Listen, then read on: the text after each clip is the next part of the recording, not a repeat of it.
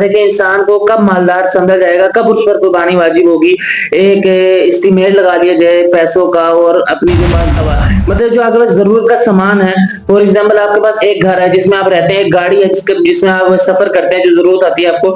इसके अलावा आपके पास कुछ जायज सामान है। फॉर एग्जाम्पल आपके पास जो है ना कोई दूसरा मकान पड़ा हुआ है जो आपकी जरूरत में दाखिल नहीं है। आपके पास कोई दूसरी या तीसरी गाड़ी है मौजूद है घर में जो कि आपकी जरूरत में दाखिल नहीं है, तो उसकी वजह से भी अगर उनकी कीमत, लेकिन आपके पास ये सिचुएशन हो कि आपके पास जो है ना कर्जा भी आपने देना हो और कर्जा देने के बाद आपके पास कुछ ना बचे, मतलब ये कि वो जो हमारा निसाब है कुर्बानी का उतना ना बचे, तो आप पर कुर्बानी वाजिब नहीं होगी। अस्सलाम वालेकुम वरहमतुल्लाहि वबरकातुहू। उम्मीद है कि आप सब खैर आफियत से होंगे। एक बार फिर आपका दोस्त, आपका भाई मोहम्मद मूसा आपकी खिदमत में हाजिर है और एक बहुत ज्यादा जरूरी, इम्पोर्टेंट और अहम गुफ्तगू लेकर आपकी खिदमत में हाजिर हुआ हूँ। और गुफ्तगू का जो ताल्लुक है वो एक बहुत ही हमारा अहम मसला जिसको हम हर साल अदा करते हैं, कुर्बानी से है।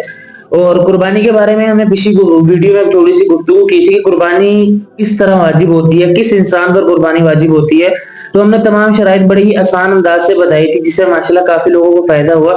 उसके बाद जो आज की जो हमारी वीडियो है वो इस चीज के मुतालिक है कि जो कुर्बानी की जिस तरह शराइत है कि इंसान मुसलमान हो, आकिल हो, बालिग हो, मुकीम हो, उसमें से एक शराइत ये थी कि इंसान मालदार हो। मालदार होने से क्या मुराद है कि इंसान को कब मालदार समझा जाएगा, कब उस पर कुर्बानी वाजिब होगी, एक एस्टीमेट लगा दिया जाए पैसों का और अपनी जो पास दौलत है उसका।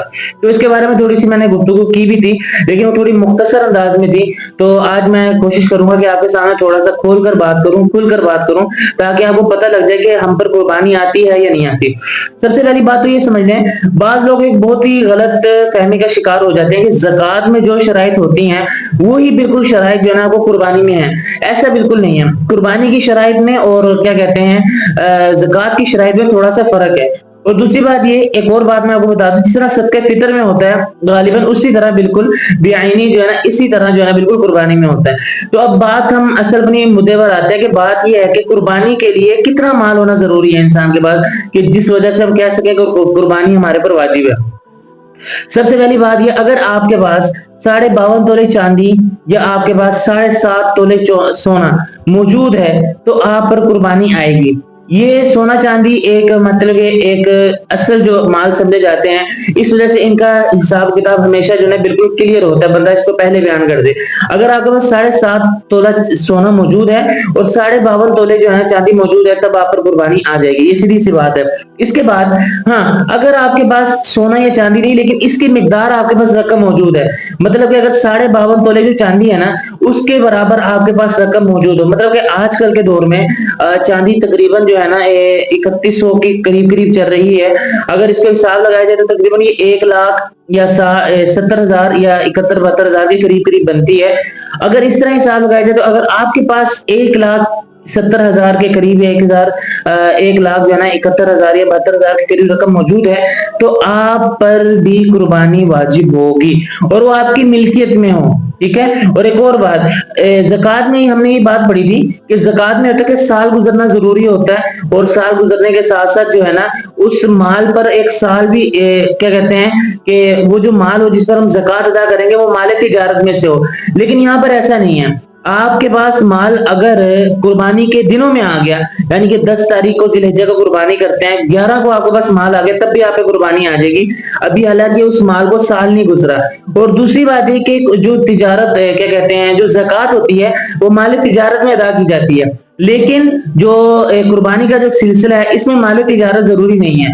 बल्कि अगर आपके पास मैंने बता दिया कि 7.5 तोले सोना हो या उसकी मिकदार में रकम हो या 52.5 तोले चांदी उसकी मिकदार में रकम हो तब जो है ना आप पर कुर्बानी आ जाएगी। अगर आपके पास इन चीजों को हटाकर, मतलब ये कि जरूरत के सामान के अलावा, मतलब जो आपके पास जरूरत का सामान है, फॉर एग्जांपल आपके पास एक घर है जिसमें आप रहते हैं, एक गाड़ी है जिसमें आप सफर करते हैं, जो जरूरत आती है आपको, इसके अलावा आपके पास कुछ जायज सामान है। फॉर एग्जाम्पल आपके पास जो है ना कोई दूसरा मकान पड़ा हुआ है जो आपकी जरूरत में दाखिल नहीं है, आपके पास कोई दूसरी या तीसरी गाड़ी है मौजूद है घर में जो कि आपकी जरूरत में दाखिल नहीं है, तो उसकी वजह से भी अगर उनकी कीमत का हिसाब लगाया जाए, वो अगर ये 52.5 तोले चांदी के लगभग करीब करीब बनती है, 52.5 तोले चांदी से ऊपर जाती है, तो आप पर जो है ना ज़कात, आप पर कुर्बानी वाजिब होगी।